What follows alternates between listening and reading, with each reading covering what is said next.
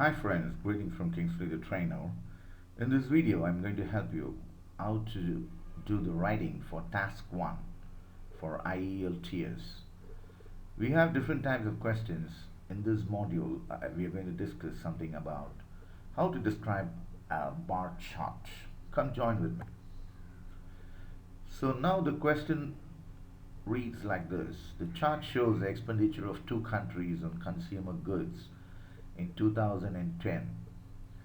So what we need to do is summarize it and show the contrast between features and help the reader understand as to how there has been spending on different areas in UK and France in the year 2010. So in the x-axis we find four categories. The first category is the cars, then comes the computers, books, and then the perfume. And we also have on the y-axis the amount of pounds which is being spent, right from 10,000 to 60,000 pounds. Moving on. So how do we write the introduction? So we are not going to write anything as introduction in the summary, but still there is an introduction which is required. We are not going to write it as introduction as we do it in the essay. But here we are going to write a short introduction wherein we are going to just rephrase or paraphrase a question which has been given to us and use similar synonyms, and then we are going to do the overview wherein we are going to get the salient features of the graph in the overview. And moving on, we have two body paragraphs. So we have to write only 150 words. We shouldn't be writing 140 or 145 or 135, which would be underlined. But we can write maximum up to 160 or 165. There's no harm in that. So now how do we write the introduction? So this is how I've written the introduction for the chart.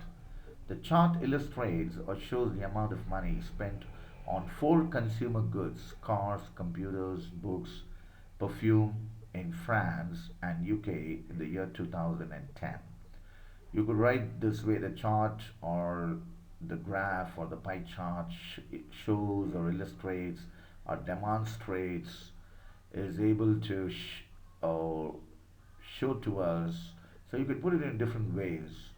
So that's how you write the introduction, how to describe a bar chart. Moving on, here you could see that I've written close to about 20 to 25 words in the introduction, and then comes the overview. Overall, the expenditure of France was higher than that of the UK, particularly in the car and perfume sections. So I'm giving an overall summary in the overview. Both France and UK spend the same amount of money on books, and we could see that France spends more on all items except for computers in the year 2010. So this is a simple bar graph. So I've written a very simple overview so that you could also write it. And here you would find that I've spent close to around 35 to 45 words. So we have the luxury of writing another 75 to 100 words in paragraph 1 or 2.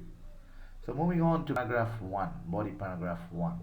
So what I've done is, out of the four categories, I've just taken the first two categories of cars and then the computers to show the contrast in body paragraph 1. In terms of cars, we could infer from the graph that UK had spent 10,000 pounds, which was slightly lower than France, which spent a little higher than 12,000 pounds. The expenditure for computers was far higher than France and the UK, and it stood at 2,000 pounds per year, whereas it was just the half of that expenditure with the French. So we could also add saying that this is with the households of UK and France, wherein the reader would be able to identify for what kind of spending and who's spending. So in the year 2010. And now moving on to body paragraph 2. So in the year 2006, we can understand from the bar chart that both France and UK spent equal amount of money for books, which stood at 30,000 pounds. So it's equal. Either it will be a contrast of higher or lower, or it could also be equal sometimes. And finally, for perfume, France had spent a higher amount of money compared to the British in the year 2006, which stood at 50,000 pounds compared to 40,000 pounds of money spent by the British people.